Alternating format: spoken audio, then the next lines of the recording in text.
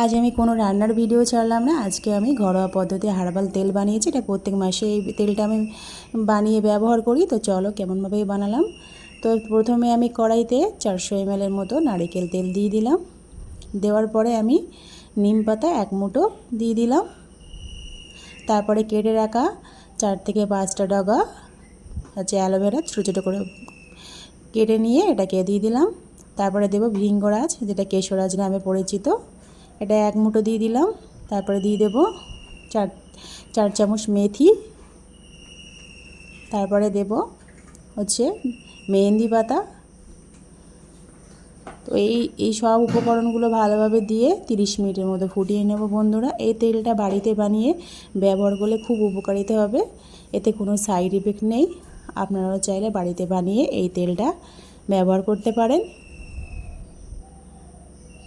তো এবার ভালোভাবে নেড়ে চেড়ে নিয়ে ফুটিয়ে নেব 30 মিনিটের জন্য। হাই স্পিড নয়, একদম মিডিয়াম আছে, এটাকে ভালোভাবে ফুটিয়ে নেব। তো বন্ধুরা, তা আমার এই হার্বাল তেলটা কেমন লাগলো তোমরা কিন্তু কমেন্টে জানাতে ভুলবেন না। লাইক করবেন, প্রয়োজনে শেয়ার করবেন, আর যারা আমার চ্যানেলে নতুন তাদের সাবস্ক্রাইব করার জন্য অনুরোধ রইল। তো বন্ধুরা, স্কিপ করে দেখবেন না, ফুল ভিডিও দেখার জন্য অনুরোধ রইল।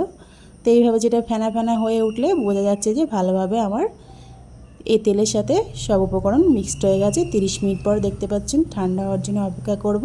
তো এবার একটা পাত্রেতে আমি ভালোভাবে ছাঁকনির সাহায্যে এই তেলটা ছেঁকে নেব। তারপরে আমি এক্সট্রা যে তেলটা থাকে আমি গ্লাসের সাহায্যে ভালোভাবে চিপকিয়ে নিয়ে এক্সট্রা তেলটা আমি নিয়ে নিলাম। তো এবার এটা কন্টেনারে ভরে রেখে দেব। দেখো আমার হার্বাল তেলটা কালারটাও চলে এসছে পুরো, দেখতে পাচ্ছেন।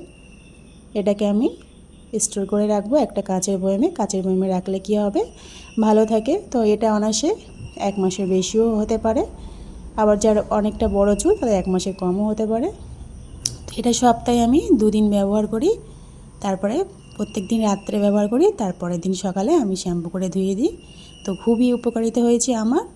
তো তার সবশেষে আমি দেব মেথি 3 চামচের মতো দিয়ে এটাকে আমি রেখে দেব। যখন আমি চুলে ব্যবহার করব তখন আমি যতটুকু পরিমাণ লাগবে ততটুকু পরিমাণে আমি বাটিতে নিয়ে ব্যবহার করি। তো বন্ধুরা, আপনারাও বাসায় এই তেলটা ট্রাই করে দেখবেন, খুব উপকারী হবে। তো বন্ধুরা, আজ এই পর্যন্ত এই হার্বাল তেল রেসিপিটা।